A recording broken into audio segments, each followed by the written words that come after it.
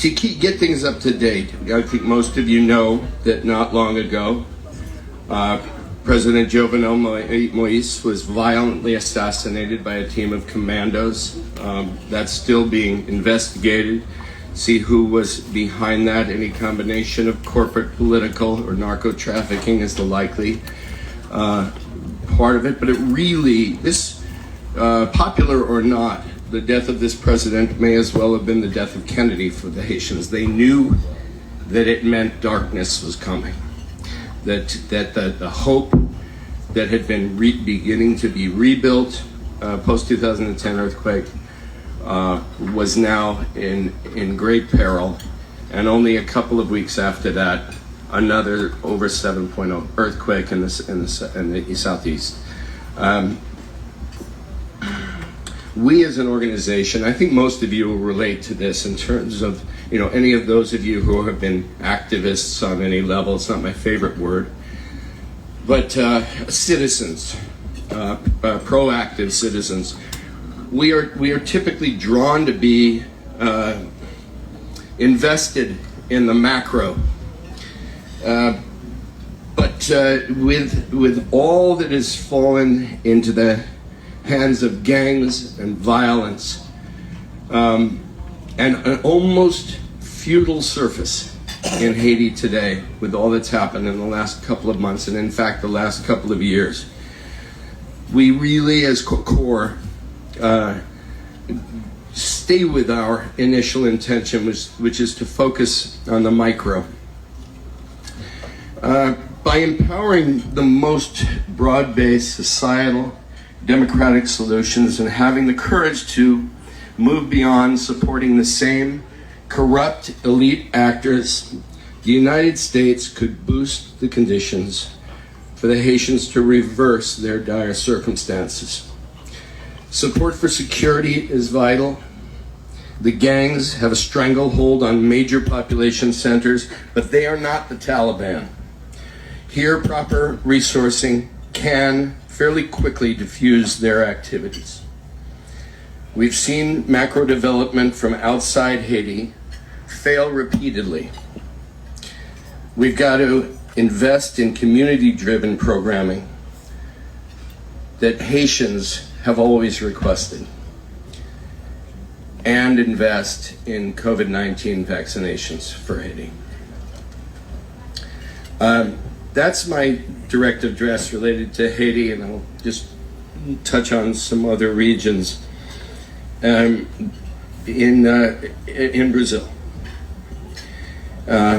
Vaccines.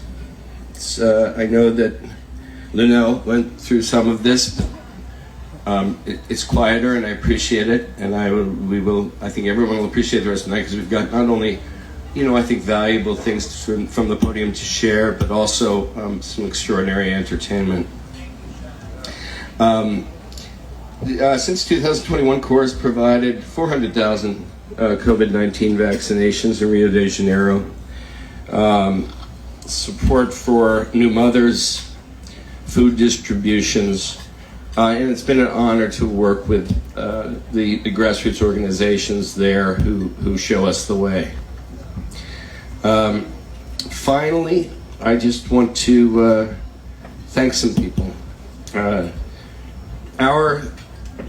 In the United States, continental United States, I believe we had about 7 full-time staff as we went into the COVID-19 pandemic. Within 11 months, we were at 3,000 core staff. That was a big HR challenge, and so I just want to do a shout out to all of our HR specialists. And of course, my co-founder, who's been my mentor since I first landed in Haiti, Ann Lee.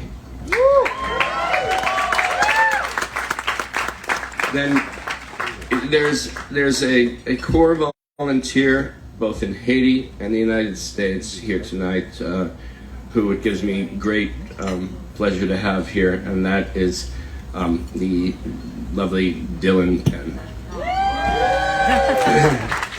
And then it's really such a pleasure to have one of the trench fighters that we had from the very beginning of the COVID pandemic here in the U.S. and who very quickly moved straight into being the chief of staff of Ann Lee as we built this COVID response, Layla George.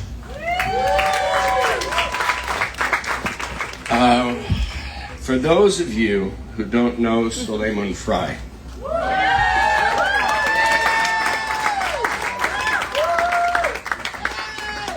you're fucked. Because Cora would have been fucked without her every day, like an Energizer battery made of a human heart. And then there's Argentina's and Miami's own Alan Faina. Thank you. Cece Reynes, who's here and who in the trenches back in Haiti used to beat me up. You know, you're not making sure that your security people are trained enough, and so she hired training officers. Has been a great support and spirit in our organization. Of course, Anita, who is hosting and who we will see later. Thank you. Patricia Velasquez, thank you. Craig Robbins, we'll talk later. Thank you. Of course, Lunel. Are you there? Okay, yeah. Francesco Costa, thank you. Again, thank you, Lori Lynn Stark, and all the generous people who contributed to tonight's auction. Now, as I wrap up, I'm going to wrap up on one thing. Who didn't see The Godfather? Okay, so even though he was portrayed very romantically, I think it's fair to say he wasn't good.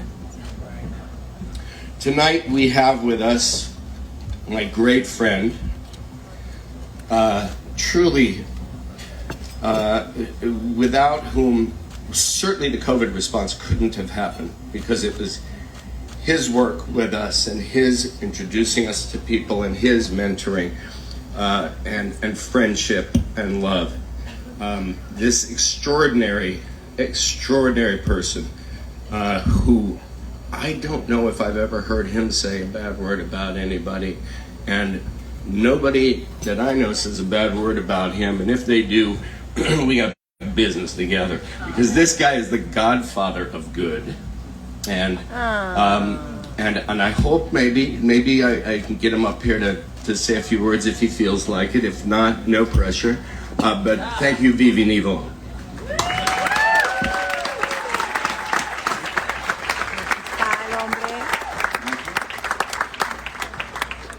You good? You want to come up? We'll say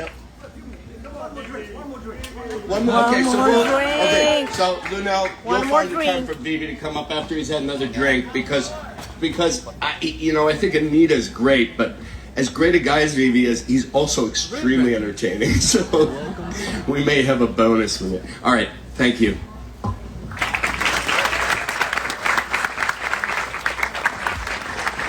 Please welcome back Lunel.